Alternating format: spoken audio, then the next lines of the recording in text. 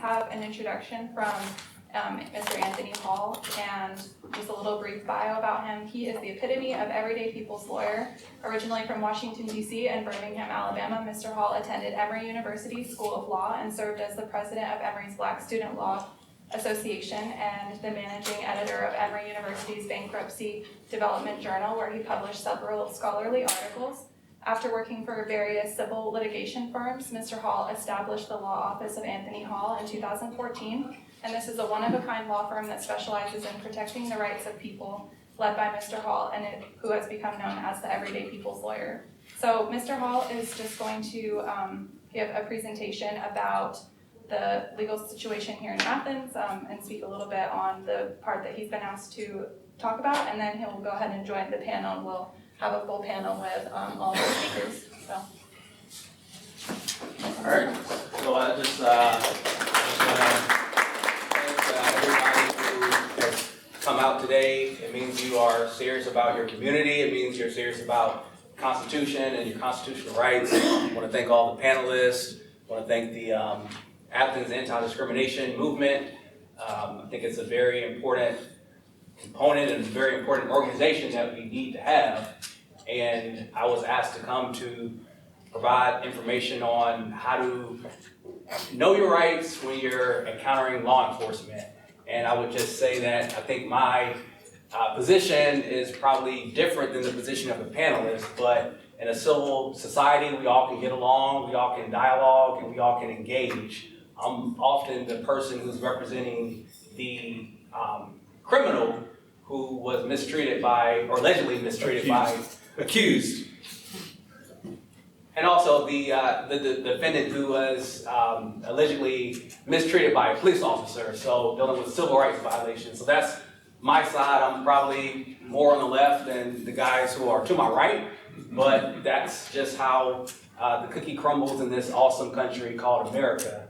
And because this is February and Black History Month, I just wanted to give some historical context about the relationship between police in America and African descendants and Black people in America, so we can understand the context of police encounters with African Americans. And I think everyone in this room will also get some information, get some insight, and it can also educate each and every one of us about how officers treat us as well. So, as we all know, the Black Americans came to this country in handcuffs through forced slavery. It's 400 years ago, and I say that to just give some context as to how African Americans are viewed in our criminal justice system, even though the people who are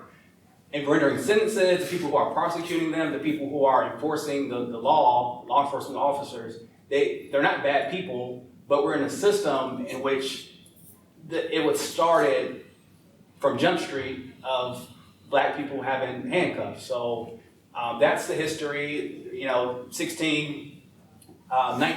400 years ago, and that continued all the way through slavery until it ended in 1865. So you have over 100, 200 years of forced bondage and slavery from Africans, and we came over in cages and handcuffs, and through that things improved during Reconstruction, the period after slavery up until the Jim Crow era, and during that period I would say it went from no justice for Africans or Blacks in America. There were laws in the book that said that if a slave mistreated, the owner of the slave had the right to murder the slave, and all he had to do was swear an oath that the slave was rebelling. And that was the law in Virginia, in the colony. It was the law in South Carolina. I wrote an article about it when I was in law school, and that just provides the context. So slavery, there was no justice for Africans. And then after slavery, I would say that it was mob justice. No one's bad, but it was a situation in which if something happened that was frowned upon in the community, the people in the community congregated and said, we're going to find somebody who allegedly looked at a woman wrong, or touched a woman wrong, or stole a loaf of bread, and we're going to find him, and instead of taking him to court, we're going to convict him through the mob and get justice through extrajudicial means. So that was sham justice, or mob justice. And then we have what I think I characterize as sham justice, which probably started in the 1940s and 1950s, where you can't just go to the mob, you have to go through the court. However, the courts were not set up the way that the Constitution says that they should have been. We weren't given fair trials. We didn't have juries or our peers, people who looked like us, who were determining our guilt or innocence. People already had their minds made up when we walked in the courtroom. The courts, the trials maybe were an hour, 2 hours, convicted, guilty, sentenced to life, or to the electric chair. So we all have a duty to try to do better as citizens, as police officers, as prosecutors, as defense lawyers. We all have a duty to do better. So I'll just jump into some of the things to look out for currently when we're dealing with law enforcement. So one situation in which we encounter law enforcement is through police stops when we're in our vehicle. And it can be a scary situation, at least for me. I can't speak for everyone, but I know for me, it can be a little intimidating, but it's something I'm used to. I grew up in Birmingham, Alabama, Hoover, Alabama to be exact. We were pulled over by police officers all the time. They didn't read us our rights. They kind of had us the way that they wanted us, and there was nothing that we could do about it. I wasn't a lawyer. My mom wasn't a lawyer. My friends who were roughed up by the Hoover Police Departments, their parents weren't lawyers, so we decided to take it. And now, as an attorney, I see the illegalities that these police officers had, so I just want to bring that to light so we can try to not continue the civil rights violations. So if you're, has anyone ever been stopped by a police officer in the car? Pretty much everybody. What's your name? Devin. Devin, when you were stopped by a police officer, what was the reason why you were stopped? Headlights on my car had gone out. Okay, so Devin said he was stopped because the headlights on his car had given out. So in pretty much any state in America, an officer has a right to stop you if there's a reasonable suspicion that you're engaged in, criminal activity. So in Devin's situation, his headlight going out was reasonable suspicion to stop him. Now, when the officer came to your vehicle, did he search your vehicle? No. Okay. So there's a distinction between stopping a driver and searching the driver's vehicle. You can stop the driver for, a broken tail light, but that doesn't, under the 4th Amendment of the United States Constitution, give a police officer the authority to just search his trunk, search his glove compartment, search underneath the seats, the headrest, et cetera, et cetera. So it looks like Devin had a good cop, would you say? Yeah. He followed the laws, he didn't search his vehicle unlawfully, and what was the result of that police encounter? Just was told to use my rights and get home safe. Were you given a citation? I wasn't, no, because I was able to prove the fuse was out on my car.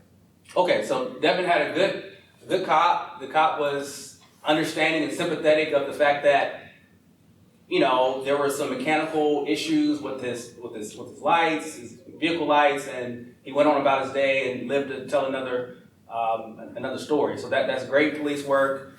He was probably a great citizen. How did you feel when the lights came on behind you?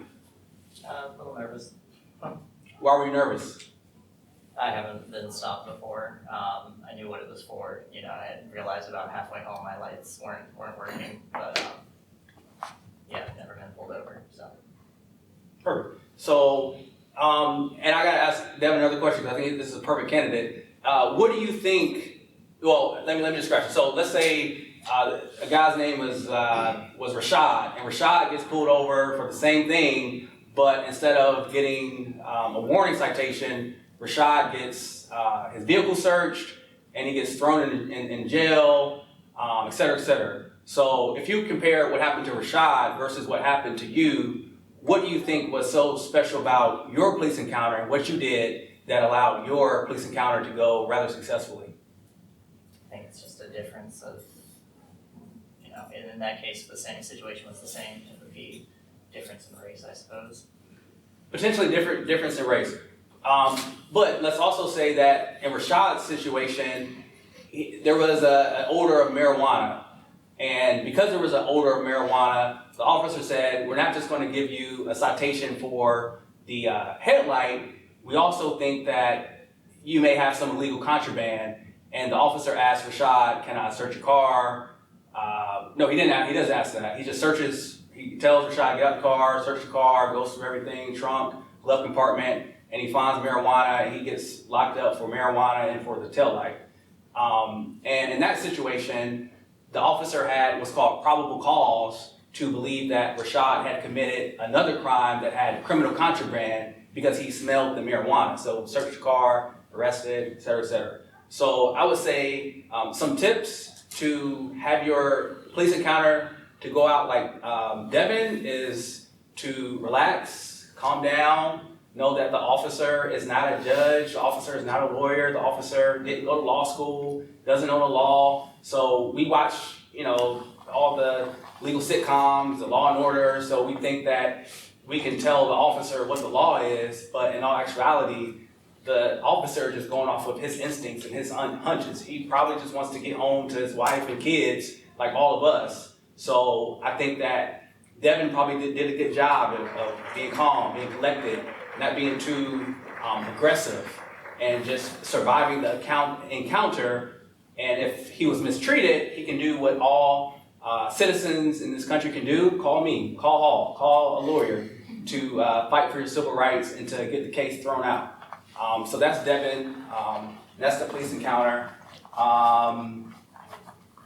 Anybody have any other encounters with police that was a little bit different than Devin's that they may want to share? Okay, in the back. What's your name? Mignette. Okay, Mignette, tell me about your police encounter that was a little bit different than Devin's.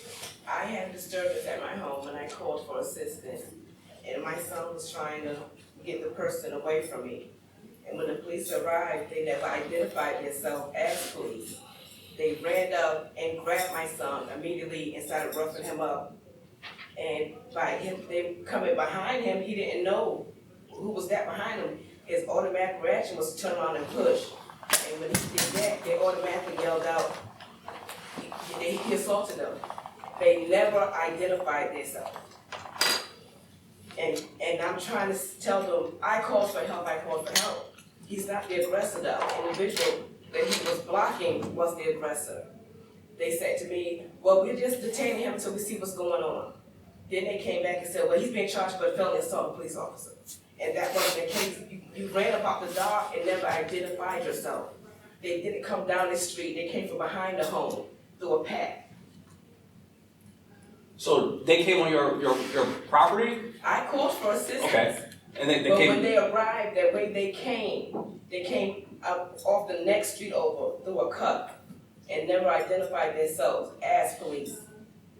They just went and grabbed at him, and he wasn't the aggressor. We called for help.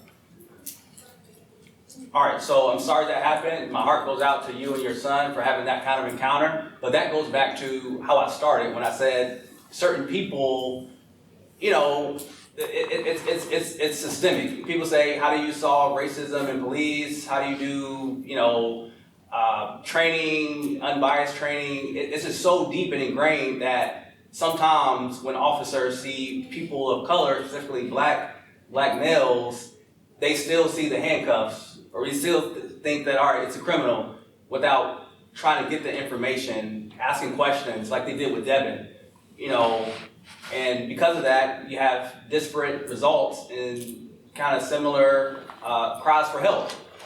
So I'm sorry that happened, and just so you know, if you call the officers to your house, or if a police officer wants to come to your house, you do have a right to deny an officer entry unless they have a valid search warrant. The Fourth Amendment also protects against unreasonable searches and seizures of your home. So in a car, you're on a public roadway, so you have less of an expectation of privacy. But in your home is king. So never feel compelled to open your doors up to a law enforcement officer unless they have a valid search warrant.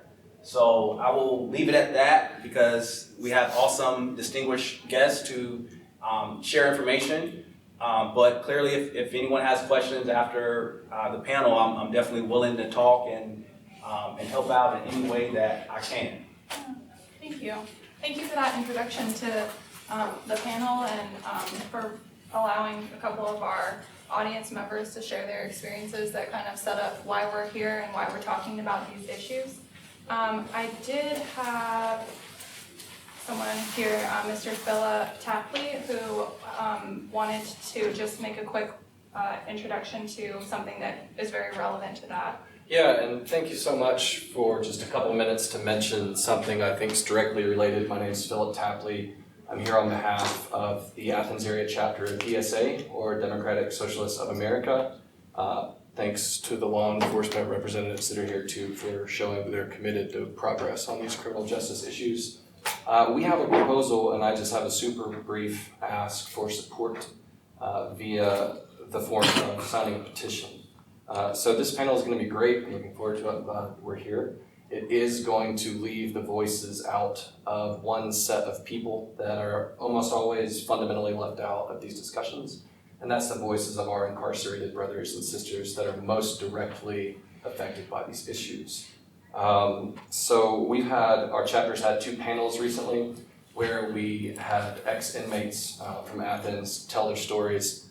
And as someone who has believed that criminal justice was important for a long time, I can say that it's different hearing directly from someone talk about what led them to end up incarcerated, what their experience was there and afterwards. And I've been really moved by it.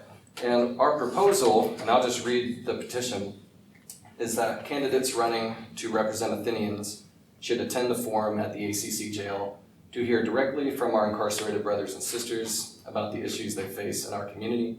As partners in improving our community for all Athenians, the Sheriff's Department, as well as the Mayor and Commissioners, should support this forum. And if you think that's a good idea, I hope you'll sign this.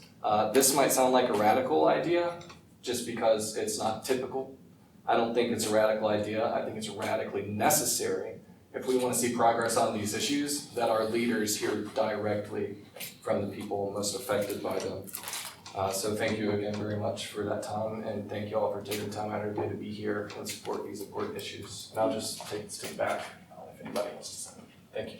Thank you.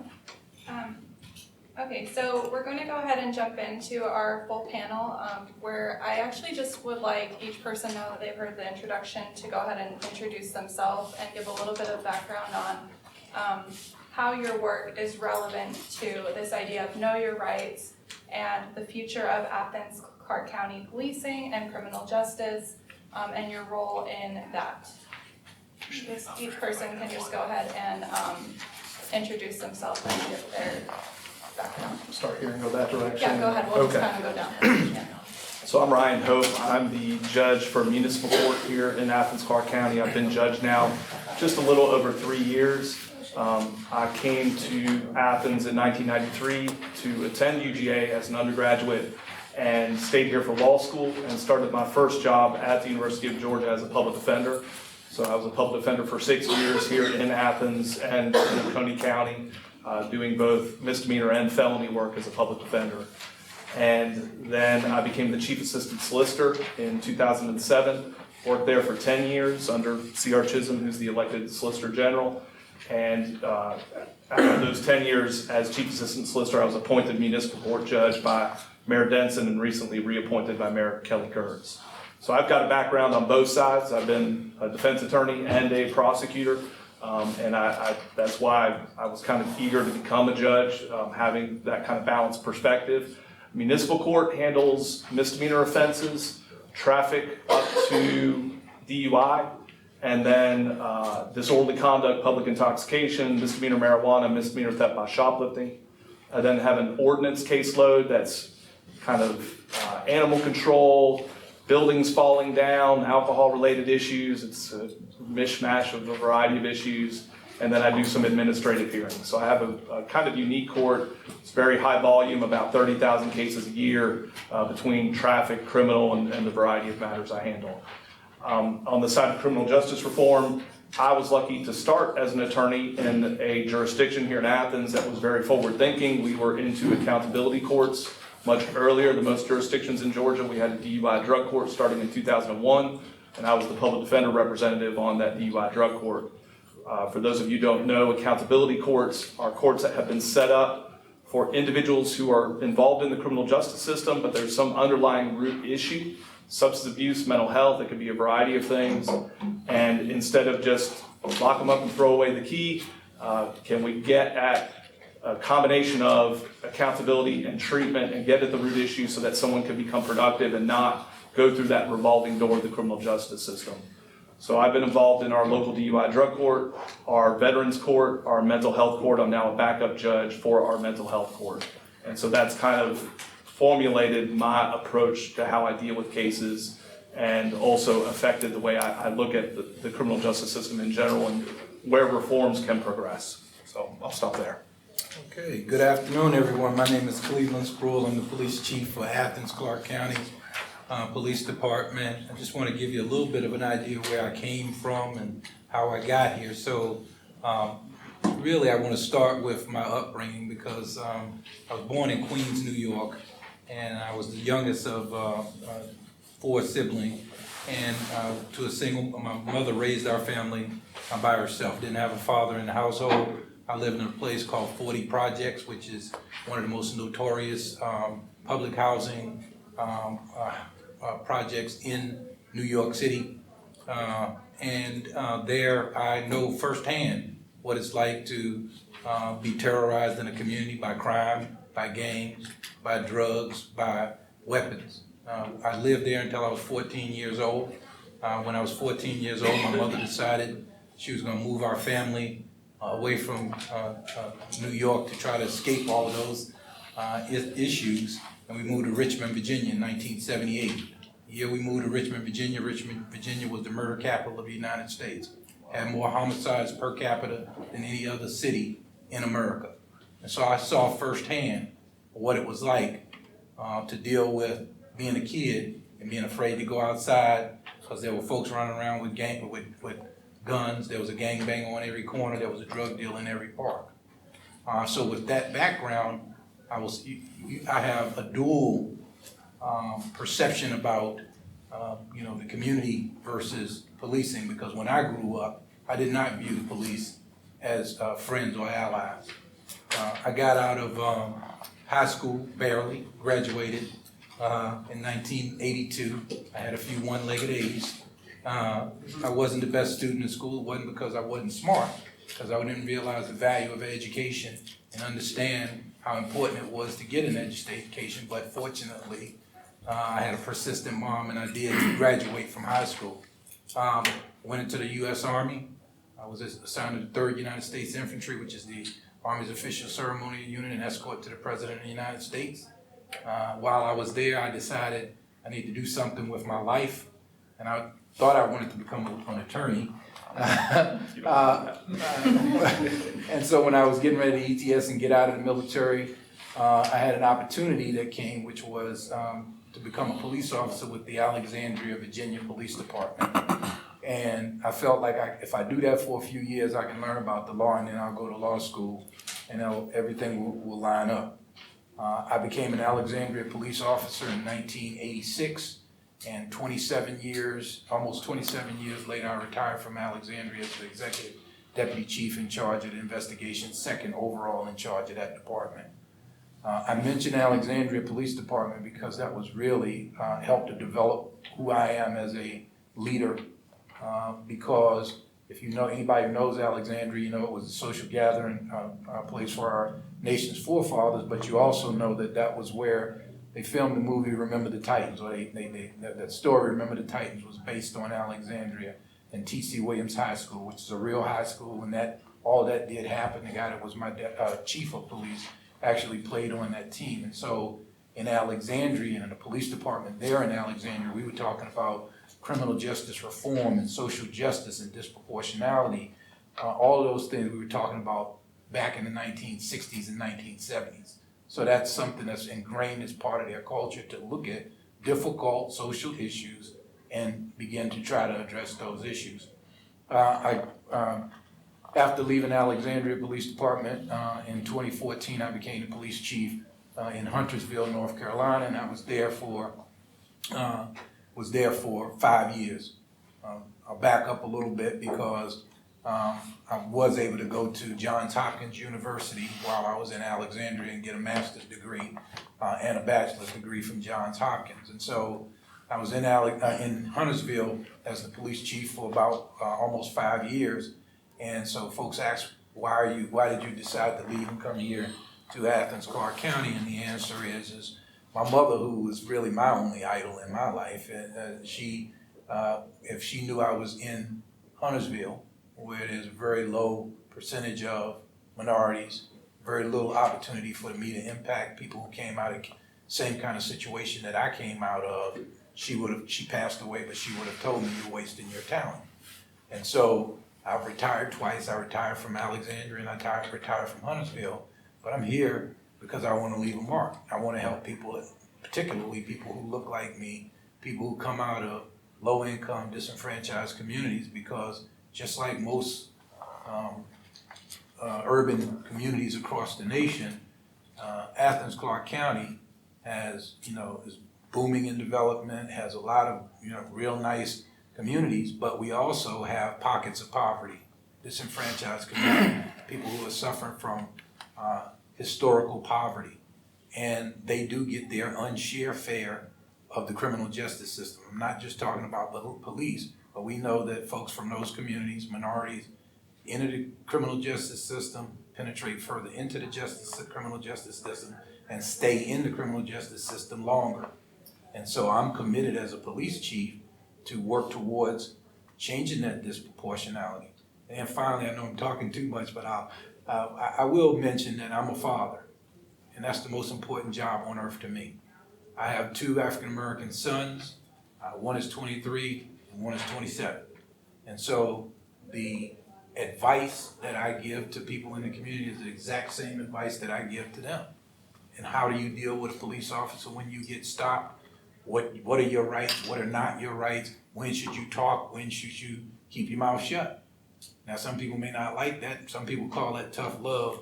But I think it's appropriate to tell my kids the appropriate thing to do when a police officer stops them. You don't have to turn the key off. You don't have to turn the inside light on. You don't have to put your hands on the steering wheel. You don't have to tell the officer every move that you're going to make before you do it. But I tell my children, that's what you do. Okay? And I don't know, the lady in the back mentioned that there was an incident with her son. Certainly, if that's reported to me, I'll look at the body-worn camera of film of that incident, talk to the people involved, and if the officers were wrong, we would address that. But oftentimes, the officers go into highly charged, very dynamic situations with a lot of uncertainties, and overwhelmingly, they do a remarkable job. Last year, in 2019, Athens Clarke County Police responded to over 98,000 calls for service. And of those 98,000 calls for service, we had 60 times where citizens complained. Now, I recognize that some citizens may not feel comfortable with complaining. When you think 98,000 calls where our officers are dealing with people who are armed, dealing with people who are mentally ill, dealing with people who are fighting the police, dealing with people who are suffering from substance abuse. That's pretty remarkable. That's 99.96% of the time that they got it right. Can we do better? Absolutely, we can do better, and we're committed to trying to work to do better.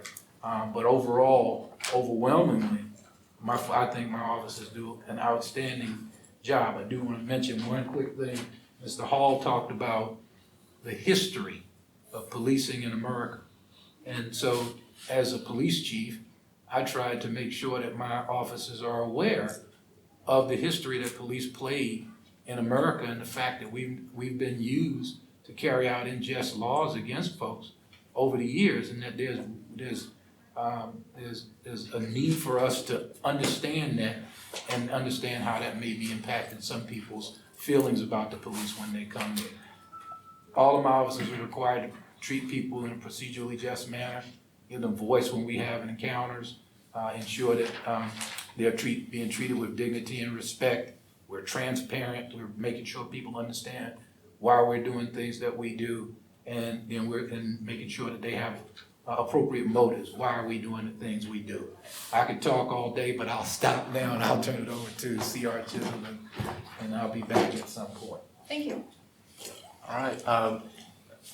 That's hard to follow. Chief did a really good job of putting everything together there. But I don't think the chief knows that we've got a Virginia connection, because I'm from Virginia too. I grew up in Charlottesville, Virginia, and I got engaged, and my fiance and I literally moved everything here to Athens in 1999, and got married, and we were newlyweds here, but we moved here because I don't have a very dramatic story or interesting one, but she had the job and I didn't.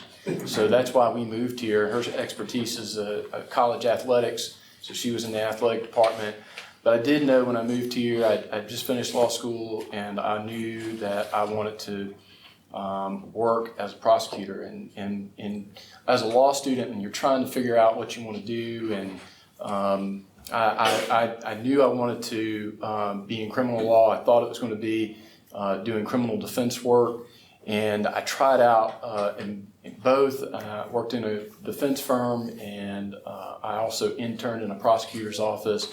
Ultimately decided I wanted to pursue prosecution because I enjoyed community service, and I felt that was the position that allowed me to serve a bunch of people at one time, and I thought that was the best fit for me. I've always said that criminal defense lawyers are not the dark side, as a lot of prosecutors refer to the criminal defense bar. It's constitutionally provided for. It's a noble profession, and we need the criminal defense bar to make our criminal justice system work.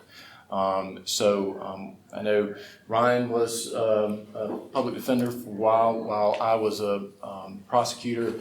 We got to know each other then, and I'm like him. My first interaction with criminal justice reform was 2001. It was with the DUI drug court here in Athens, Clarke County, the first in the state, one of the first of its kind in the nation. It's out of that was born a number of other accountability courts here in Athens, Clarke County, treatment and accountability court for mental health cases, and veterans court, felony drug court. We also have a family court now. And so we have a lot of accountability courts, which my office participates in 3 of those. And I really, when you're learning to be a prosecutor, and you're learning, okay, what is it that you do to keep your community safe? You got to put the dangerous people behind bars so that they don't hurt people. But as a misdemeanor prosecutor, which is what I am, I'm the Solicitor General, and we handle the misdemeanor cases for the state. You typically run into people who are good people who've made bad decisions. That's a majority of who we see come through our courts. And what really changed my perspective on accountability courts and criminal justice reform, even though that's not really what we were calling it at the time, but that's really what it turned out to be, was an incident that occurred at one of the DUI drug court graduations. At the time, the judge that was in charge of DUI drug court, his name was Judge Lawrence. He is kindly referred to as the grandfather of drug courts in Georgia. He had a habit of, at drug court graduations, letting the participants who are graduating speak, and then after that, Judge Lawrence would identify any of their family members that were in attendance and ask if they want to say something. And there was one man who was there. He said his wife was in attendance, and Judge Lawrence asked for the wife if she wanted to say anything, and her response was, when she stood up, she started to cry, and she said, "I've got my husband back." And that the gravity of that moment for me was Well, the criminal justice system can do a lot more than using fines and community service and jail time on cases. There are other options, and that's what DUI drug court does. It reduces jail time in return for addressing the issue being addiction. And the recidivism rates after DUI drug court, after people participate, is dramatically better than those who don't. And I mean, the proof is in the numbers. So I'm a big advocate of DUI drug court and our other accountability courts because they do reduce recidivism, and they work. And they work with what used to be unconventional methods, but now have become more mainstream with national conferences around for all of these drug courts. We also are then looking at other things that we can do, both before law enforcement, before court and after court. And we started back in 2018 hosting restriction events to restrict criminal records and to make it easier for individuals to get a job or housing or loans, any of those things that could be inhibited because of a criminal arrest record. And we also are starting what is called the pre-arrest diversion program, which is what I think I was asked to be here for this evening.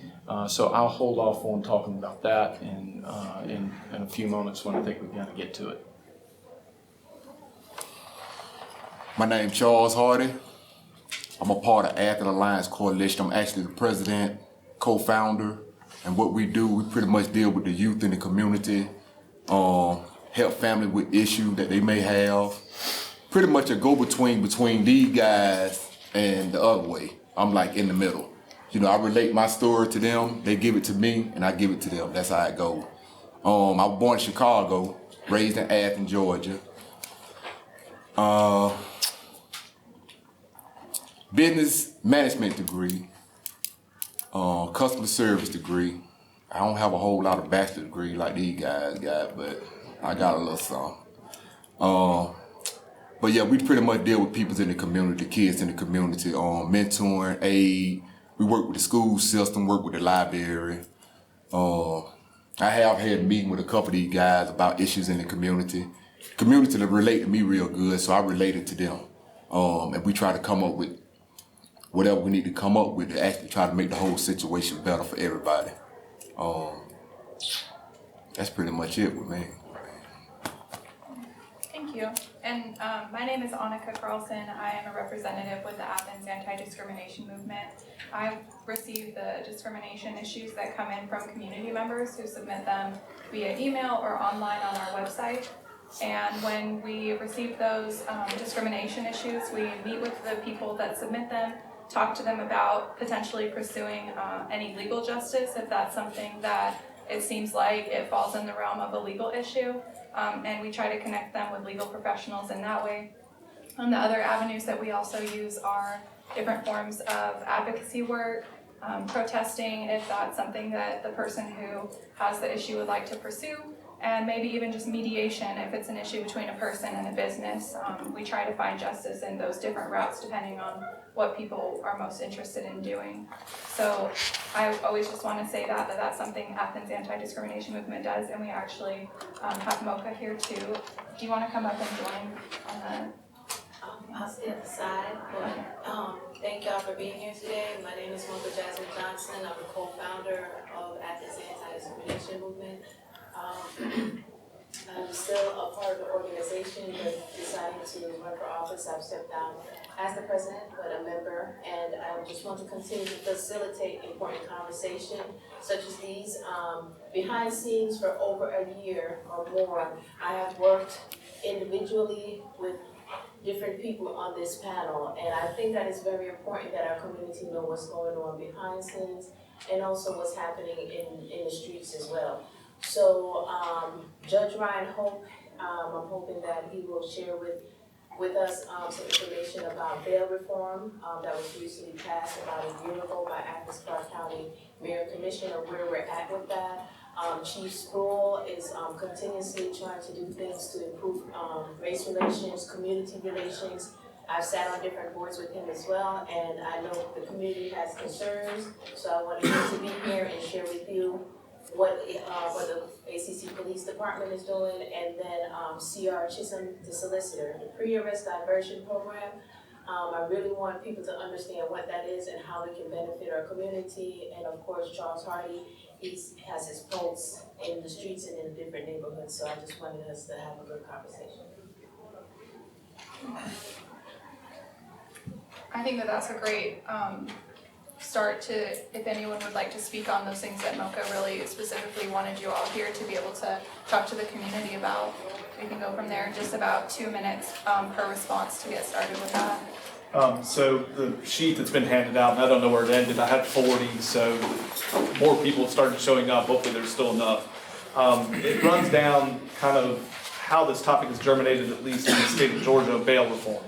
And so for those of you who don't know, bail, kind of the traditional process has been, there's a preset amount set to certain offenses. If you're arrested, you might end up at the jail, not might end up at the jail. If you're arrested, you're going to go to the jail. And depending on what you're charged with, you may be able to contact a bondsman and get out right away. Let's say you were arrested for possession of marijuana. The bail might be $1,500 as a preset bail. If you can either have property that's worth at least $3,000, give $150 to a bondsman, or come up with $1,500 yourself, those are all different ways in which you can get out very quickly from the jail. If you can't do any of those things, here in Athens Clarke County, the very next morning you would see a magistrate court judge. We have a better situation than in some jurisdictions. Every morning, people who are arrested the 24 hours before are going to see a magistrate court judge 7 days a week in Athens Clarke County. What happened in Calhoun, Georgia to an individual was Mr. Walker was arrested for an offense that wasn't even punishable by jail time. He probably never should have been arrested in the first place. The bail was preset at $160 for the offense for which he was arrested, which was pedestrian under the influence. That is also, I think, the preset fine no matter when the case comes to court, interestingly enough. He could not make a $160 bail. He was on a disability income. That jurisdiction only saw individuals once a week on Mondays for their bail hearings. He was arrested before a Monday that was a holiday, so he was told if you don't make your $160 bond, you will stay in jail for 11 days on an offense that does not carry jail time as any possible punishment. Somehow the ACLU became aware of this issue while he was still in confinement, was able to get him out, and that started a federal lawsuit there in Calhoun, Georgia. That eventually percolated up to the state level. SB 407 passed about 2 years ago.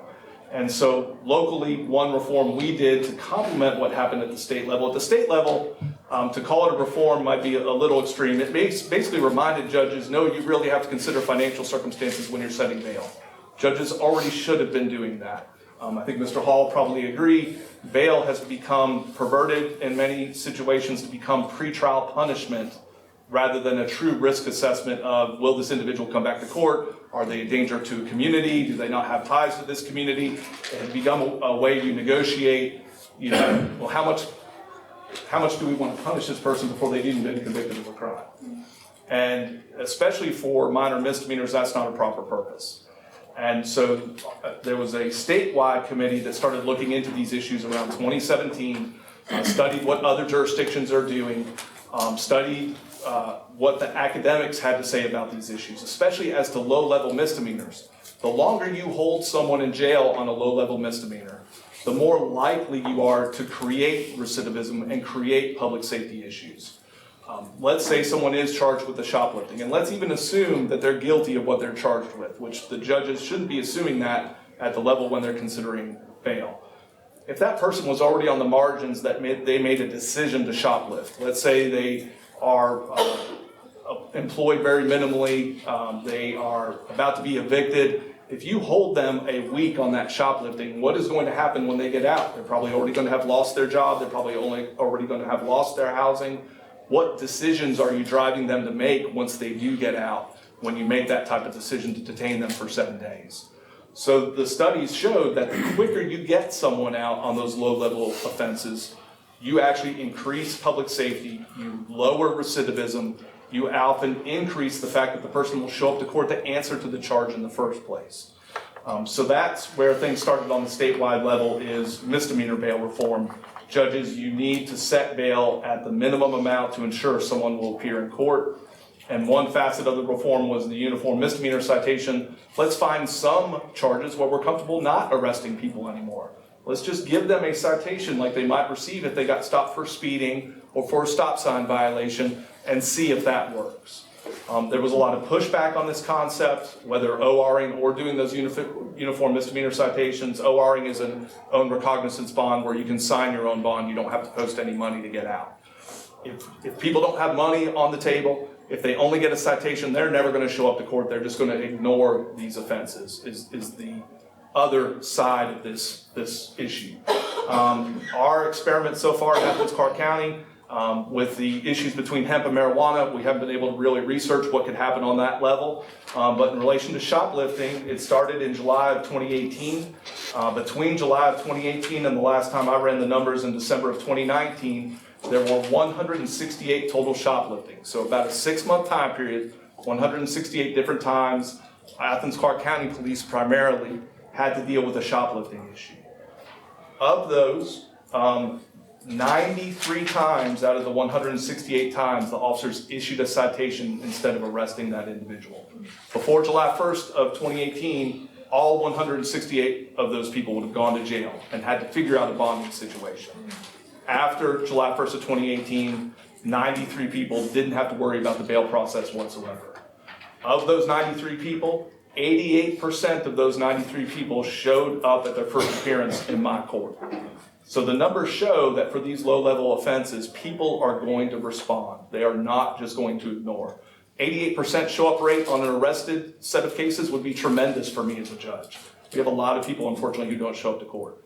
So people will respond. One thing we've done to supplement that fear of people won't show up is we're doing a text reminder system in municipal court that is spreading to the other courts, that since those people don't have bondsmen that might remind them of their court dates, if we have a good cell phone number, we send them a reminder 2 weeks before their court date and the day before their court date. Hey, remember that citation you signed? It had a court date on it. It's coming up 2 weeks from now. Hey, that court date's tomorrow. And I think that's really been effective in helping out that rate as well. So that's kind of what I've been working at locally, are a lot of these bail reform issues. Since July 1st of 2018, either the local ordinance bail reform that AADM really worked on, the Freedom Act that passed locally, this type of thing, the uniform misdemeanor citation, or other standing orders that we've done locally out of our own discretion, approximately 1,500 people since July 1st of 2018 to present have been able to OR out of jail as soon as they get to the jail instead of having to go through a cash bond process. And he said what? 1,500 people, own recognizance. So that means they get to sign their own bond. So there are now 1,500 people in just an 18-month time period who haven't had to go through the cash bail process in any way, shape, or form because of the various reforms we've done locally, statewide, and I think that's a tremendous improvement for our community. Thank you. So I can tell you that my work in trying to address disproportionality has been ongoing all the way back into Alexandria as examples there. Also in Huntersville, which is in Mecklenburg County, I served on what's called the Criminal Justice Advisory Group, and on in particular a subcommittee called Race and Ethnic Disparity Group. And that group worked and we were able to acquire a $2 million grant from the Burns Institute, and that was all geared around safely reducing the daily prison population. We implemented telephonic alert notifications to individuals, making sure that they were aware to show up in court, because what we found was if you remind them, it's just like a doctor's visit or a dental visit. If you get a reminder the day before, people are much more likely to show up. And so we did that. We also began looking at a decision point mapping where we took all of the entities within the criminal justice system and began looking at disproportionality. So a lot of times folks will tend to want to focus on the police department and what we are doing as far as making arrests, but oftentimes the facts in a case have already occurred, and when we get there, we're confronted with a crime that's taken place. And as law enforcement officers, we're sworn to uphold the law, and we end up having to make that arrest. But this decision point mapping looked at, then once that occurs, is the person more likely to be a warrant issued by the magistrate? And is it gonna be an OR, or is it gonna be some kind of cash bond? And what happens at first appearance in court? And what happens when they come before a judge? And what happens when they're sentenced? And there's disproportionality that occurs all the way through the criminal justice system. As I said earlier, people of color are more likely to enter and penetrate deeper into the criminal justice system than folks that are not of color. So here in Athens, Clarke County, coming here, I think I'm on the same page as both CR and Judge Hope, and that is that my perspective and what I'm teaching my officers is that we don't believe that low-level nonviolent offenders or first-time offenders, the most appropriate place for them, we don't believe is incarceration or going through with prosecuting them and all the way through the criminal justice system. If they have a drug problem, let's get them some help for drugs. If they have a mental health problem, let's get them a problem for mental health.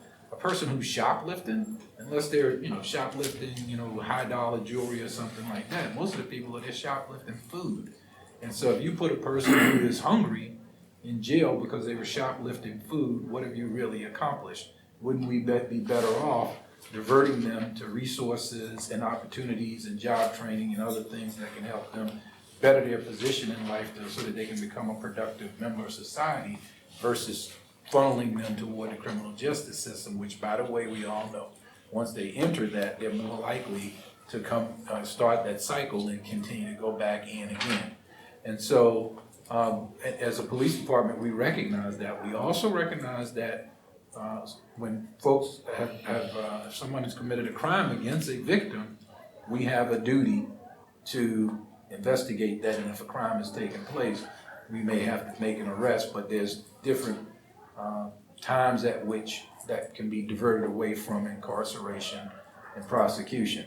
I also wanted to point out that our officers go through an extensive background before they can come on to our police department. We want to make sure that the people on our police department are the right people, and the ones that don't belong there are not there. So they all go through psychological evaluation, polygraph examinations, an extensive background check. All of these things are made in an attempt to identify folks who shouldn't be there and weed those individuals out.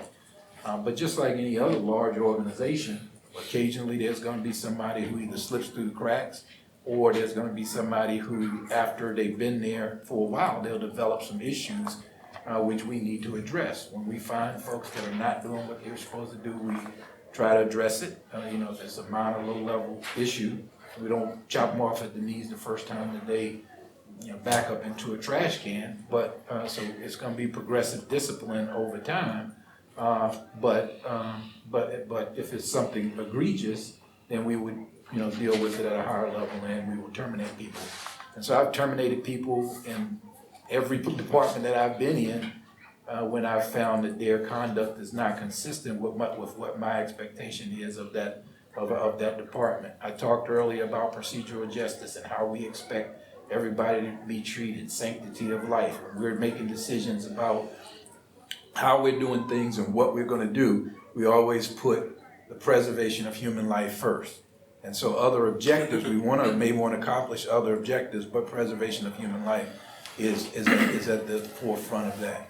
A couple other things that we are doing, and I would welcome anyone in this group to take advantage of and participate in some of these things, because I really want to share with the community how hard we're working to be upstanding, honest, committed, caring police department. So some of the things that we are doing is, first, every officer, when they come to our police department, I mentioned backgrounds and everything, but before they're cut loose and put on the street, they go through what we call crisis intervention training. And that's training that's specifically developed to teach those officers how to deal with people who are suffering from mental health issues. And that's important. Some of you probably know that we've had 6 police-involved shootings here in Athens, Clarke County in the last 12 months. And when you look at the underlying factors that contributed to all of those cases, I think in all of them, mental health was a factor, and or either that and or a substance abuse. So really, as we move forward, one of the questions that was posed to me is, what are my goals going forward in the coming year? And they center around focusing on high-level, violent criminal offenders, people dealing with guns, people that are involved in dangerous gang activity and those kinds of things. Absolutely, we're going to have an aggressive enforcement response to that kind of crime, but people who are low-level nonviolent offenders, we're going to use things like the pre-arrest diversion program, like drug court and DUI court and other programs to try to get them help rather than focusing on trying to put those folks in jail. We also, another training that every one of my offices does, and I would recommend that you come out and take that training, is called impartial policing. And what that does is that teaches our officers the impact of implicit bias on every individual. Every individual, everybody in this room tonight and everybody on this panel up here has bias. And sometimes it's outright, but sometimes it's implicit. It's going on below, surface level, and you may not even know it. And so we do some extensive training to try to make sure that our officers are aware that we all have biases, that there could be implicit biases, and to make sure that they're taking steps to avoid allowing those implicit biases to impact the decisions they make and the actions that they take. Mocha and I have been involved in on a task force that's designed to develop and implement a citizens oversight committee for the Athens Clarke County Police Department. And this is a somewhat of an advisory group that will look at policies and procedures. We'll share with them information about use of force, allegations of police harassment, and other cases that we encounter, to let them know this is what we had, this is what we found, and make sure that they understand what we're doing, and they actually give us advice and make recommendations on how we can be better. I talked earlier about us doing, being successful in being able to navigate through our 98,000 calls for service with only a 0.04% of those calls generating a citizen's complaint. But even with that, we have room for improvement. We can get better. We know that. And getting better means that we're going to take input and take a serious look at the advice and suggestions and recommendations that comes from our community. One of the very first meetings that I had when I came to Athens was on, I think, the 27th of February, Mocha, last year, which was 23 days after I arrived here. And I felt it was important to get out with Mocha and the anti-discrimination movement folks to talk about what your expectations, what my expectations of my officers are, and what I hope to accomplish while I'm here. And I actually reached out to Mocha to say, hey, Mocha, the anniversary is coming up. I want to come back for a second meeting. She said, I got just a meeting for you. So that's why I'm here tonight. I kind of got sidetracked. Hey, reached out. But we don't always agree. But we're always willing to talk and communicate and look for ways that we can work together and make things better. And when you say that there is a way that people can report if they've experienced some mistreatment or from the police, how long after that occurs can they submit that issue? Because I feel like we get a lot of people for us that submit maybe months after because they didn't know there was a resource. Yeah, I mean, I don't think there's any statute of limitations. I certainly want to make it so that it's something that happened under my regime. In other words, I can't go back to what happened under the previous police chief. And I've got the world is going on. So, but 2 months, 3 months, 5 months, it doesn't matter to me if it happened a year ago and it was under my regime. I want to look at it and I want to look into it. I think so since I've been here, and I'll be glad to share a copy of it with you, but I just revised our complaints and disciplinary action directive to specify how a complaint will be taken. You can take them, we take them anonymously, we take them online, there's an online app. We'll take them third party, we'll have to talk to the complaining person eventually, but if a third party comes in and says that this happens, we're open and willing to accept that complaint and look into that complaint.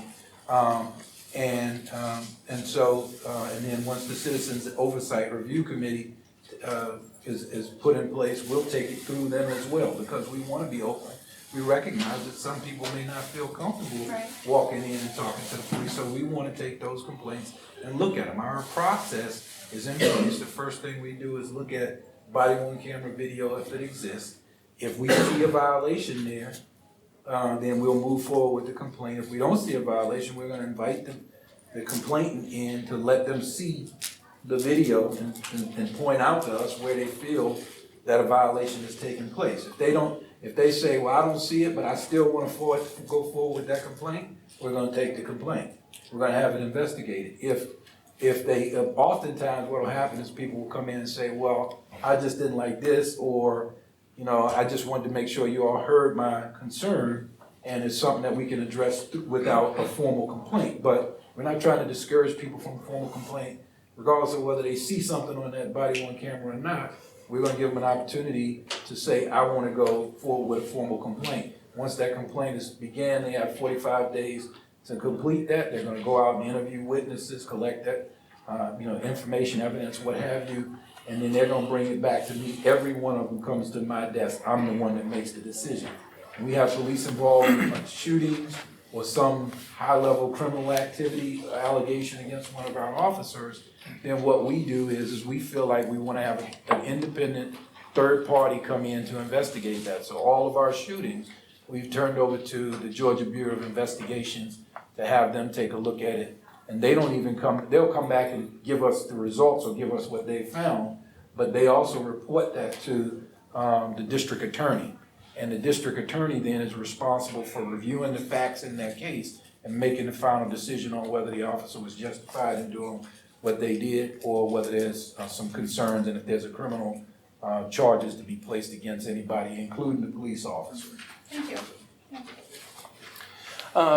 Chief Sproul talked about pre-arrest diversion. He mentioned that briefly, and I think it's important that I answer 3 questions on that: what it is, how the program developed, and how the program will work. And what it is, pre-arrest diversion,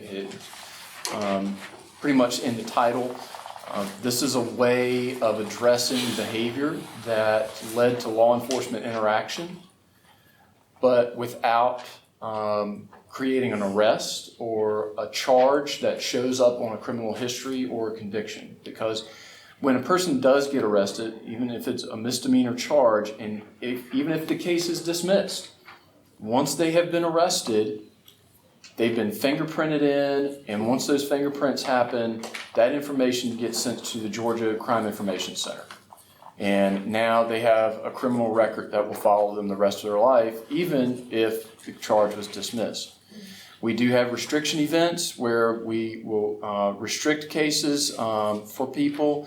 We can also restrict cases automatically now, thanks to a law change a few years ago that will allow prosecutors to do it from our own terminals. So we can do that for folks without having to wait for a restriction event. But the question became for me, okay, well, can we address the behavior without having the arrest at all? And then once the behavior has been addressed, once the person has completed our program, then we just wouldn't pursue the arrest or the charge in court. So that became pre-arrest diversion, and I started looking into it. I heard about it being done in Atlanta. I met with some folks in Atlanta one time, myself and then Chief Sproul and I both went over and met with them. And their program is a little different than what we're doing. In Atlanta, it is for a specific subset of citizens, primarily people who are homeless. They have addiction issues, mental health issues, and they're usually committing low-level offenses chronically, like loitering and prowling, maybe some low-level drug offenses, maybe criminal trespass, misdemeanor theft cases. And they are only done in certain precincts in Atlanta. I did ask them for advice. I told them, look, I'm a prosecutor, I'm trying to set this thing up, and it's a little awkward being the prosecutor doing this. What do you recommend for me to effectively establish this program? And the advice I had received was, you need to set up a committee that's made up of your community. And it needs to be people who may agree with you, but also you need to put folks on there that may disagree with you. And so I came up with some names, and just with people I had met, I'd asked around for some people advice on people who should be on there. And ultimately I got Mocha's name, and that's how we started talking about the program. And after I had a list of a number of people, she and I met, and I asked her to help me select some of the folks so that it wouldn't just be a member of the criminal justice system hand selecting all these people. I wanted to have at least a community member say, you need to have these folks on. So what we ended up with was a number of people on the committee that were in the criminal justice system. Me, obviously, in my office. Chief Spruill obviously is there. He's a major stakeholder because we need the police department to buy into this. UGAPD is there. They have not committed yet. I think they're in a kind of a wait and see mode. They're in a little bit of a different situation. At the University of Georgia, they are part of an entire university system. Their department is statewide. And I think they're kind of trying to figure out if doing this for them would violate or be in contradiction to what other jurisdictions are doing. They're trying to remain consistent, but I think they are still weighing whether they want to do this. We have a retired judge, Judge Sweat, on there. We had a member of the Public Defender's Office, Amani Carter. The probation office, Dale Allen was there with one of his assistants. School district was there, both the police department and administration. Dawn Myers was there, and Chief Sizemore. We also had community members, Mr. Foote, Hosea Foote, who's here tonight. He was on the committee. We had council members, commissioners. We had Jerry Neesmith, and we also had Tim Denson, and retired Commissioner Harry Sims was also there. And I may be missing a couple folks. Shane Sims. The public defender. Amani Carter, the public defender, was there. Shane Sims was there also, and of course Mocha. Mocha led the meetings for us. So she was the chairperson of the meetings and led the discussions. And what came out of the discussions was what did we want the program to be, how we wanted it to work, and what we ended up with was the program is going to work in this way. It's going to be, for example, if it's a shoplifting case, an officer will have this interaction with the suspect, do the investigation, determine that there would be probable cause to arrest, draft a citation, give a copy of the citation to the defendant and say, look, this is the charge, and I'm going to hold the citation and not turn it into court if you are interested in entering the pre-arrest diversion program. If you do so, then you can report to the probation office and there will be a date. They'll receive a referral form, and they will go to the probation office. And you're probably asking why probation. They're not on probation. For years, we've operated what's called a pre-trial diversion. That happens post-arrest, and the probation office has monitored those individuals to make sure that they've complied with the conditions of the program. So they are set up to monitor people, and that's what they'll do here. They'll monitor individuals to make sure they've complied with the program requirements. Typical program requirements could be doing community service. It could be attending a moral recognition therapy type class, a civics type class. For our younger individuals, like our high school, maybe post-high school, maybe early college, we're going to be looking at different programs like Athens Peer Court, that would be one program. Youth Serve, also Mocha and I talked about, she runs her End School to Prison Pipeline program, and we will be using that as well for some of these individuals that are our younger participants. In the end, usually the program is going to last probably 3 to 6 months. It's going to depend on what the charge or charges are. And then at the end of that, once they've completed all the conditions, then the person will be released. There won't be any charges at all. They can walk away without an arrest record. They can walk away, and if asked, have you ever been arrested for a charge or a crime, they can honestly say no. So it's not just that I wasn't convicted, I was never charged with this. So that is something that that is the benefit of the pre-arrest diversion program. At this point, we are doing it in select cases. Right now, it's theft by shoplifting, misdemeanor, criminal trespass, misdemeanor. These are all misdemeanors. Then it would be underage possession of alcohol, possession of marijuana. If it becomes one that is a prosecutable offense again, we don't know what the legislature is going to do. But as of now, we're not prosecuting that charge. But if the legislation changes the problems with the statute involving hemp, that may be another charge that we would be pursuing in pre-arrest diversion. The other charges would be mental health involved cases. They would be any case that involves a mental health issue that the crisis response team is involved in. The crisis response team or units, there's 2 of them now. Chief Spruill has some really good folks working these programs. I don't know how many are familiar with that program, but this is when an officer as well as a social worker or licensed clinician will respond to the scene of a mental health involved crime, and instead of arresting, they divert to mental health treatment. And these units are excellent, and we want to continue supporting those units, and we'll use pre-arrest diversion to monitor the progress of these individuals as they go through their mental health treatment.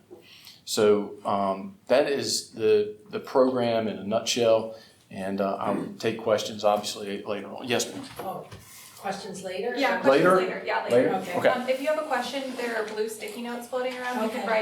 write it down. Actually, we'll start having those passed up. Can I add just one thing, because he mentioned our co-responder mental health unit, and when we went up to Atlanta to learn about them, they spent as much time trying to learn and understand our co-responder team, because they're recognized locally, regionally, and nationally for the work that we're doing to try to address the issues related to persons suffering from mental illness. And so we had 1 team at that time, and now we've increased that to 2. That sounds really positive. I want to start collecting questions from the audience to be able to ask specific or general panelists, and also give a second to Anthony Hall and Charles Hardy to chime in, because we had a lot of content. So if you 2 have anything that you would like to add to what the other 3 have been talking about, please feel free. Yes, and Kim is collecting questions so we can have audience questions. I just want to point out one thing to you guys. I think in 1998 or maybe 99, they done away with discipline people. They now call it rehabilitation. And if we're not doing that, we're not trying to rehabilitate nobody, I mean, we're wasting everybody's time. We really are. Everybody, who in this room ain't never done no wrong? Anybody? Okay. But you being rehabilitated. You change your mind frame, you change the way you done things, and now you're doing it the right way. I mean, I done wrong, so what I'm trying to point out to y'all is, don't look, the bail issue that the judge just said, that's good, because everybody can't make bail. I done been in a community where people done got locked up for stealing a loaf of bread and went to jail. I mean, $1,500 bond for what, a $2 loaf of bread? I mean, come on now. So we got to try to change those issues. Then we won't have to sit up here and talk to these guys about none of this stuff. We got to rehabilitate our community. We need to get out there and start talking to our community, seeing what the issues are, and try to correct them before it get here. Then we ain't got to worry about stuff like that. All these issues these guys explain are good issues, and they gonna help us. But we got to get out in the community and see what are the problems. I mean, cause me and Jose get called day in and day out from the community, people from all around the community. Can you help us with this? We got an issue with this or whatever. We got to get out in the community and help our community. I mean, these guys can only do so much. But I'm from Athens. I love Athens, and I'm gonna continue to help my community. When these guys say they can't sit down and talk to me no more, then we got an issue. I mean, cause now I can't help my community. You understand what I'm saying? So we got to get together as a whole and help everybody. Not just blacks, not just whites. I mean, it might affect blacks more than it affect whites, but we're all in this together. So we got to we got to get together and help everybody. I wanted to ask you, Charles, already because you were able to do the 360 degrees and turn your life around. What is one advice you would give somebody that is coming out? Because that's part of what our organization does, is try to restore. And we noticed that the reason why I work on mass incarceration so much is because it's recidivism. And it's hard for somebody to get back on their feet from poverty, from being in jail, from losing everything. Okay? So what is one advice would you give somebody that is listening or that's in this room that could share with somebody? How do you get a foothold? How do you get your foot back planted and be able to move forward? The first thing you got to do is put God first. If you don't put God first, you're not going nowhere. You got to have faith in God. The second thing is you got to have a plan. If you done been incarcerated or you finna come out of the system or whatever, you need to have a plan. You need to set yourself for goals, something that you want to accomplish. Not nothing negative, all positive. Reach out to the community for help. Reach out to everybody on this panel will help you. Reach out to some of these people on this panel to help you to get that focus so you can keep driving forward. Because if you don't reach out, if I put all this on me and don't reach out and ask nobody for help, I'm gonna explode. You got to reach out and ask somebody. Everybody needs somebody. I don't care how important you think you are, how many degrees you got, you gonna need somebody. So reach out for that help, man. People will help you. You just gotta reach out for that help. And I'm a prime example, like Mocha just said, I'm a prime example of it. I done 22 years in prison for a crime I didn't do. Didn't get no parole, did day for day. The warden wouldn't even let me out a minute early. I've been out 4 years now. I ain't committed no crime. Me and Jose Foote, we started a non-profit organization, helping the community. I mean, look where we at now. I mean, we're like up there. So I'm prime as I didn't have a pair of socks to wear when I came home. A pair of socks. After 22 years, everything changed. But now I'm sitting on the panel with the guys that's trying to make a change. So that'll tell you, if you want it, you can get out and do it. You just gotta want it. That's why the community reach out to me so much, because I'm a prime example of success. Thank you. Okay, I have one more question. Chief, because this is an issue that's weighing on me. Okay, we hear about the gang issue and it's dealing with our youth. And I know I've lived in New York, okay, Florida, Miami, Chicago, different places. And I'm like, is there really a gang issue? Like, on what level? Is it really something to where it's a LA type? What is the truth from your perspective, from you coming in from Chicago, different places? What is the real situation with it? Is there an issue? Is there really an issue? So yeah. How I'm do you sorry. identify gangs too, she said? I'm sorry, I didn't hear you. She said, How do y'all identify gangs? So there is a gang issue here. If you remember, Jackson and Ruffle were two Athens, Clark County residents who went missing in December of last year before I came. We actually located them up in Gwinnett County, killed execution style in a storage bins, and that was gang related, Pyru. So you have Bloods, you have Crips, you have regular gangs that operate in urban environments all across the country. We're not immune to it, and they are here. We recognize that. We are focused on dealing with them, but when I say we're focused on dealing with them, the most effective way to deal with gangs is not to put folks in jail. You have to have a multi-pronged approach to addressing gangs. You certainly have to have an aggressive enforcement effort to deal with the high-level violent folks and the folks at the top. But the most effective way to deal with gangs is to start when they're little kids and when they're young. And you gotta get to them with prevention, right? Because gang recruiting and stuff starts when they're in elementary and middle school.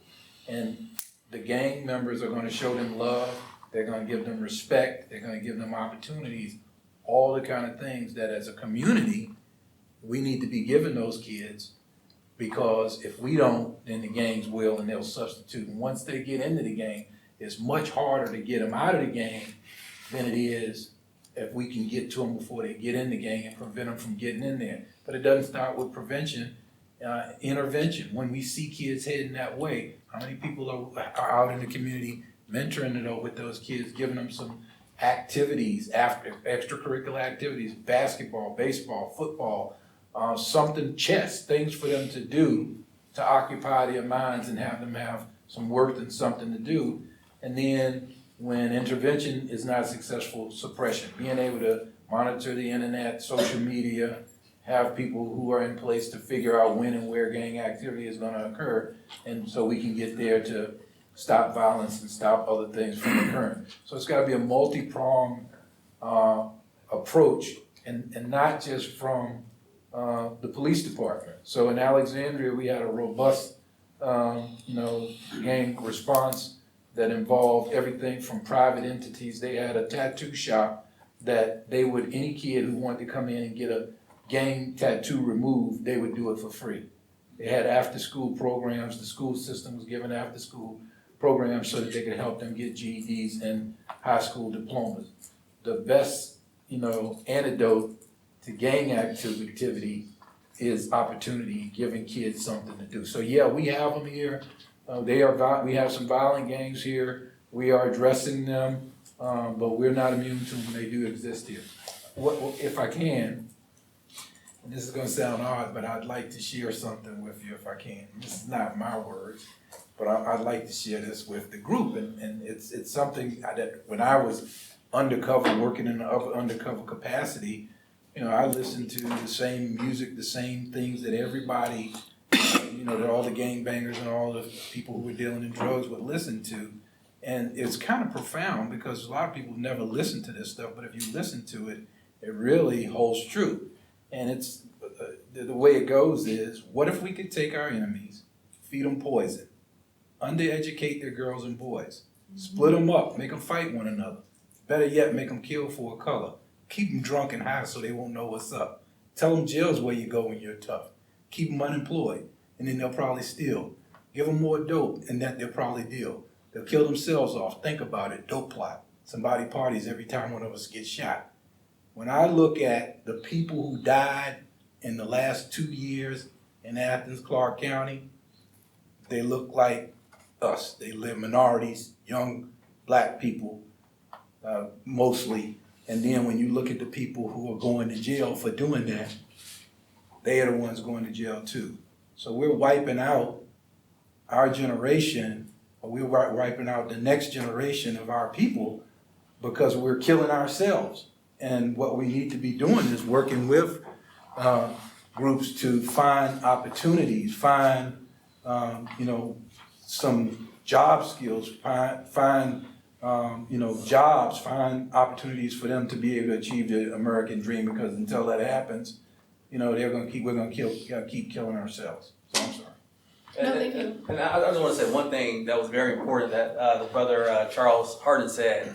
The most important thing that we could have said didn't come until like an hour and a half for our presentation. That's God. God has to be first, and it goes back to the fact that the black people who came to this country were brought here in handcuffs because people didn't respect the humanity of the black people.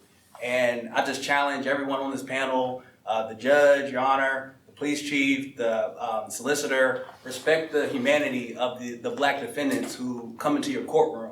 Treat them like it's your cousin, like it's your brother. And I guarantee you a totally different result will happen instead of sending a man to jail for a crime he didn't do for 22 years. It's simple. God has to be in it. And with us too, we're killing each other because we lost track of God. I know this is a government platform and they're trying to take God away from what we can say, but God has to be the center, and we have to respect the humanity of all of God's creations because God created humans, God gave us life, and we have to respect all human life. That's all I want to say.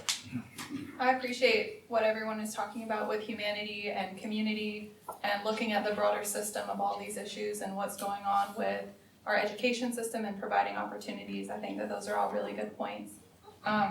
We had a few questions that had some overlap. I'm gonna have a timer going for anyone who wants to respond. So it's just gonna be a 45-second timer if you'd like to answer one of these. We got two about how does the pre-arrest diversion program deal with the homeless population? And another person said, for example, like public urination and things like that, like small crime. Public urination, it could be just an ordinance violation, and typically, if an officer wants to choose to use pre-arrest diversion in that circumstance, I think we left ordinances open to that. However, Well, I would say you can't be arrested for public urination in Right. Athens anyway. But So even- it would be a citation It would- independent of pre-arrest diversion. But even if any ordinance that is arrestable, we can release on a citation. right. And any ordinance violation is also allowed to be dealt with through the pre-arrest diversion.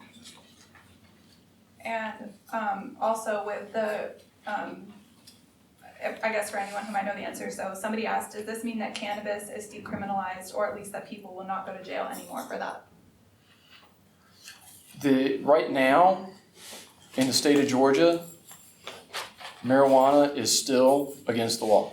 Possession of marijuana, whether it's misdemeanor amount, felony amount, it's against the law. The issue with it at the moment is that with the introduction of the hemp legislation last year, it blurred the lines of what is hemp and what is marijuana, and hemp is legal and marijuana is not, and how do you distinguish between the two, and there was no science there for prosecutors to use to distinguish between hemp and marijuana because they both contain THC. That's the chemical that makes marijuana illegal.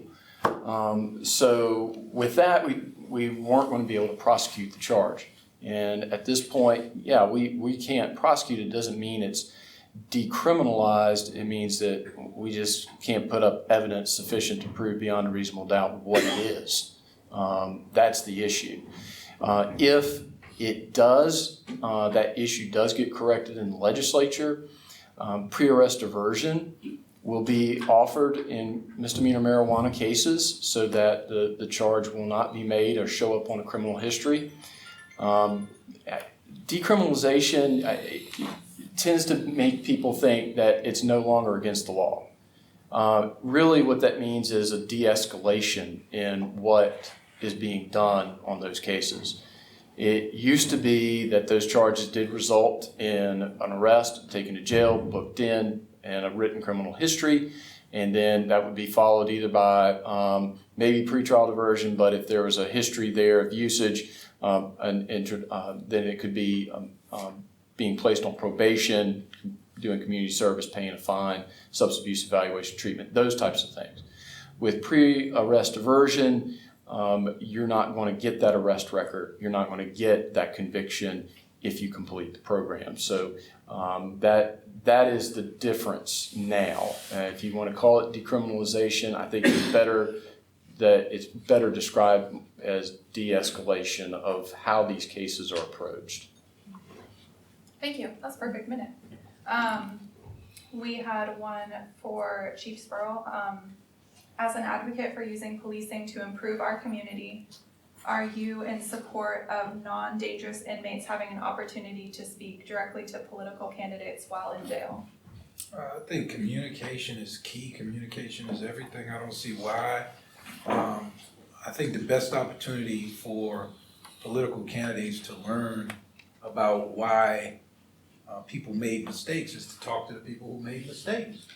And so I'd be in favor of having that communication and opening that dialogue. But I'm not a political candidate, so all I can do is give my advice.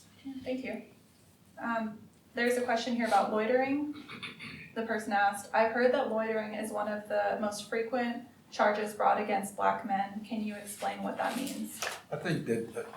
It's to anyone, it doesn't have to. So I'll start that. I think CR might add some, but our officers are not walking out and finding people who are standing on the sidewalk in front of a residence other than their own and issuing them tickets. That's not what happens.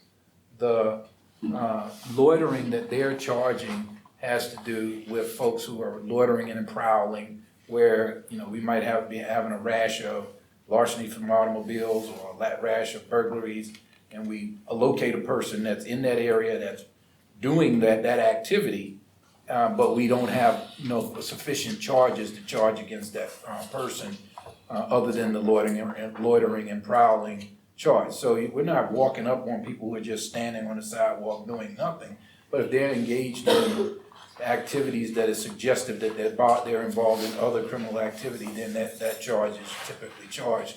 I think that the name of it kind of gives it a bad rap, but I don't know whether Mr. Chisholm has anything to add or not. I think you answered it perfectly. The next question is for Mr. Hardy. How much do you think that poverty leads people to break the law? Probably 85%. 85% of the law that's broke is broke because of poverty. Because of the poverty level in Athens, Georgia. How do we change it? I don't know. I just don't know how we would deal with that issue. Being that Athens has been like, it ain't, Athens, I'm just be honest with you, this my word, this ain't nobody else speaking. I don't even think we moving in the right direction. Be honest with you, as far with the problem. I don't think we going in the right, because I'm seeing money and activities started that ain't even relative to the poverty stuff. You know what I'm saying? So they got to change first. I mean, you get, for instance, I'm just gonna use it for instance. You got $4 million right now. You take $4 million and get a cheeseburger. He don't need it. Nobody gave me $4 million. I'm just using that I'm just using that for example now. He don't need it. I got to tell y'all, I'm a jokester too now, so y'all got to get with me on that. But he don't need it. And I'm using that for example because that's what Athens would do. They would take and give Chief $4 million and he don't need it. Put it in areas that need it and help build those areas up. That's how you get out of poverty. Well, let me. Give them an example, Mr. Hardy, basically what really. I don't want to put nobody on this because they ain't here to defend themselves. So it's basically a situation that's here in Clark County where $4.5 million has been issued, and we could have put that in those poverty areas, but instead we're still paying the rich. Instead of putting them in the areas that's needed, in the organizations that's needed, we're paying people who's already going to get paid. I'm not sure I'm talking about the same thing. If we're talking about the prosperity package, I gotta gotta go with the community that's hurting from it, not the community. Yeah, but I think with the prosperity package, they are gonna have community representatives from those communities that they're paying a salary to sit down and try to help us understand what those issues are and put efforts back into those individual communities. But I could use $4 million. And the reason I say that is because if you remember when the economic downturn took place all across America, the programs and things that they cut from the police departments were youth sporting events and police athletic leagues and all of the good programs that we had where we were interacting with the community and allowing the community to see us as more than just the cop who's coming to arrest folks. I mean, I've told people many times, if you went back to where I came up at in Alexandria or in Woodbridge, Virginia, and you ask people, do you know Chief Spruill or Officer Spruill? Some of them would say, yeah, but not as many as if you said, hey, do you know Coach Spruill? Many people would say, absolutely, I know him because I coached their son in football. And that was my conduit to getting at the kids and becoming a mentor and finding out. So every year, coaching them, I know not a year went by while I was coaching, and I coached from 1996 all the way up until 2014.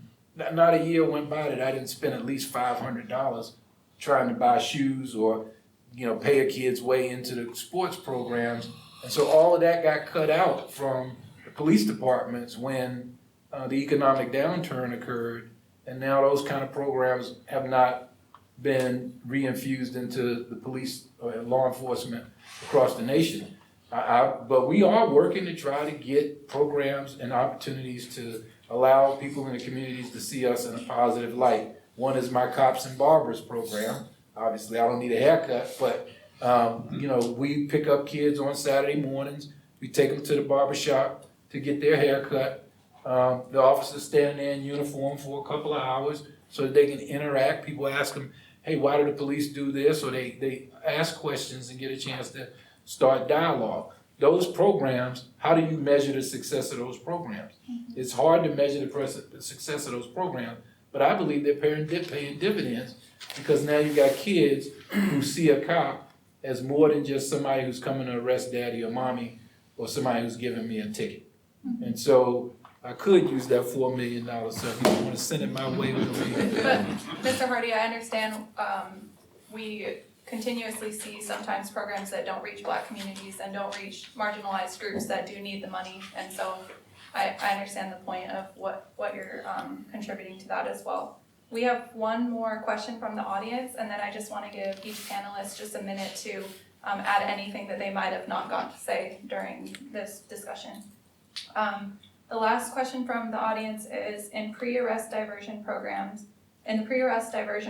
for those qualifying offenses, will all individuals be offered participation in the program? And if not, who decides who gets to be in the program and who doesn't?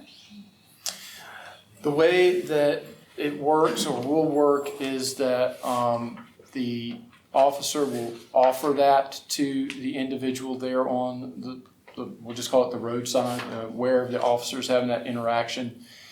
And the individual will have the opportunity to accept it or not. Once they accept it, they will report to the probation office. By then, my office will have reviewed it to make sure that this is somebody that's appropriate for pre-arrest diversion. There may be a long, protracted history there that maybe we would not want to put them in, or maybe there was some issue or fact about the case that causes us some pause.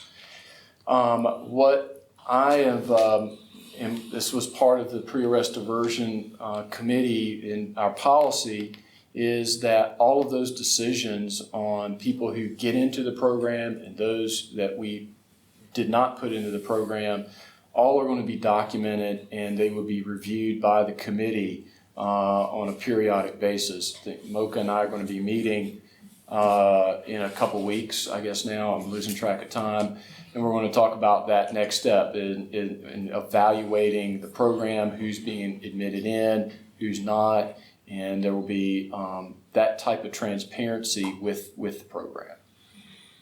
My understanding, though, is that initial offer will go to every misdemeanor offender that's in those targets. Yes, I'm sorry if that, maybe Yeah, it sounded like it was the officer's discretion.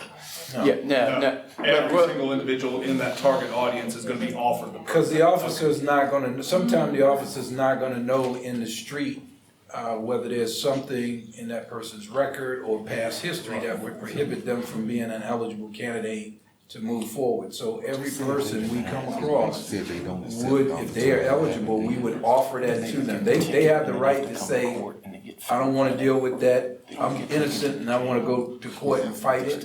Or they might say, I'm not interested, I just, want to go through with criminal process, with the case. But if they are eligible, they will be offered it and given the opportunity for it. At a later point, they might find out that they're not eligible, but that's not us making that So decision. that's now procedure for all officers. It will be. We have a resolution that's going towards the mayor is trying to get that to the commission here shortly. And once that is completed, then it will be implemented across, doing some training from our officers, and then we'll be implementing it. Great. With the questions that were asked, I'm sorry, for the audience, was there anything that needed clarification that you asked that you needed a follow-up or just a quick clarity on what the panelists told you? I had a quick question about the interaction with the homeless population. When we're talking about like DUI, drug court, and mental health issues, with the unhoused population, I know we have some services in the community that are geared towards helping people off the streets, but when it comes to interactions between homeless people and the police, are there any avenues that the criminal justice system has for helping people to transition into, public housing or any other kind of job training or anything like that? That's why we formed the co-responder team, because we wanted to have a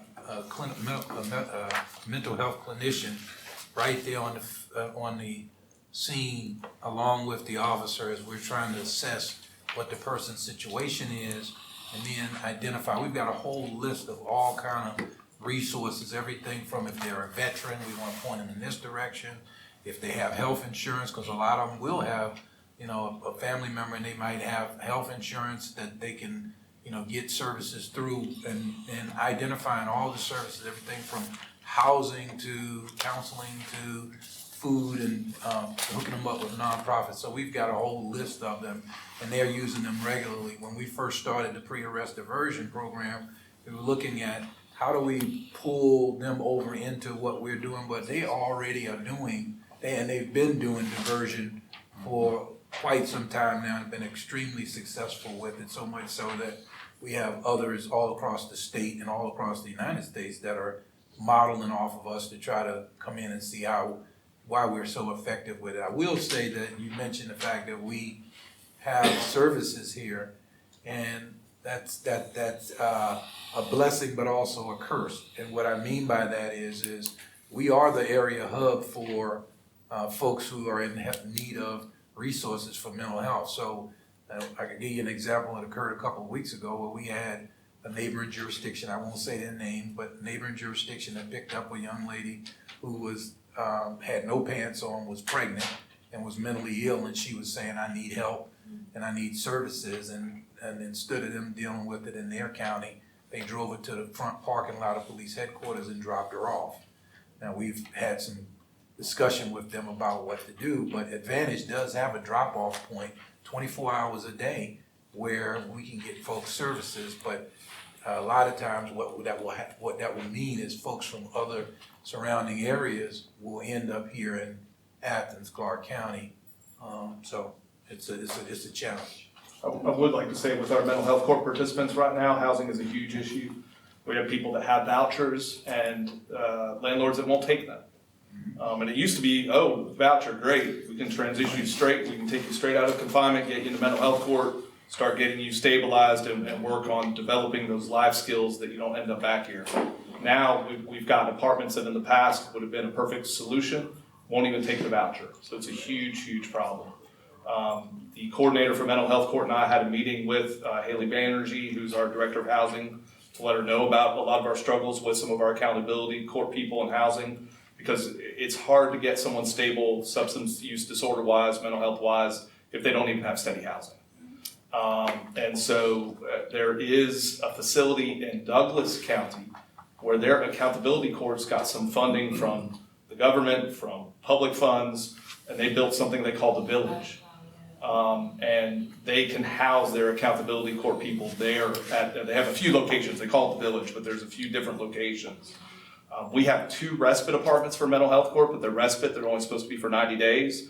And they end up being a lot longer than respite because we have nowhere to transition those people to. So it is a huge, huge issue for the people we're dealing with in courts, even the ones that want to be involved in the accountability courts and get help.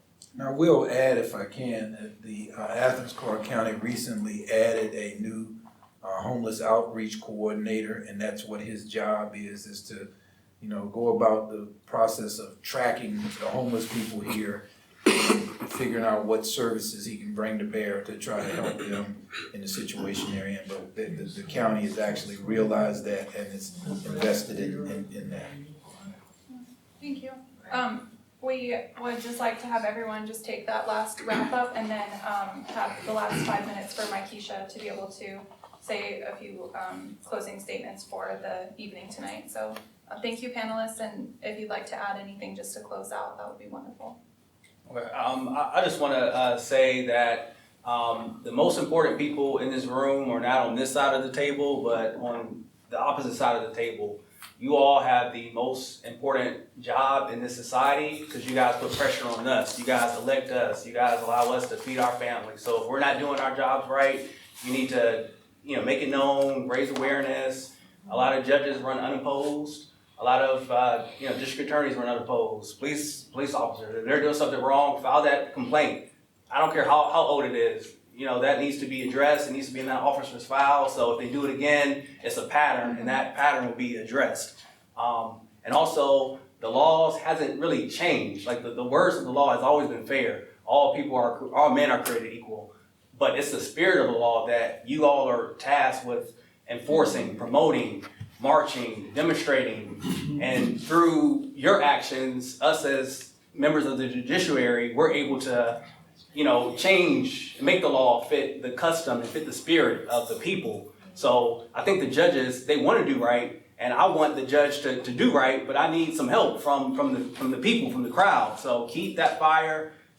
I'm just so glad that all you all are here. Keep this intensity, hold our feet to the fire, put pressure on us to do right. Thank you. I'm just happy there are this many people here. I usually only see this many people in court because it's rare that this many people want to hear what a municipal court does or what he has to say. I think coming from the background I did doing public defender work and doing prosecution, I thought I knew what Athens was when I was in undergraduate and law school. And then when I started interning at the public defender's office, I realized I had no idea what Athens was. I had no idea how poverty was impacting people. And so that's made a big impression of how I run my court. In a lot of jurisdictions, a traffic court is seen as a revenue generator. Mr. Buchholz has heard me say this multiple times. He's in my court once a week just observing. The fine is the least important part of this sentence. I say that I don't know how many times a week. I'm more worried if it's a probation case, a DUI, let's say, that you report, that you test clean, that you stay out of trouble, that you work at your community service. We will work with you on the fine. And so that's not just my position on bail reform and the bond side of things, but I try to carry that all the way through. And I make sure people realize that explicitly as they're in front of me, because one thing that all three of us deal with is a distrust of the system. And if you're not explicit on the front end that you are going to respect somebody and their humanity and you're going to deal with them fairly, they're going to assume that they're going to be treated the way they've always been treated or the way they've heard people have been treated in other jurisdictions. So that's all I have to say.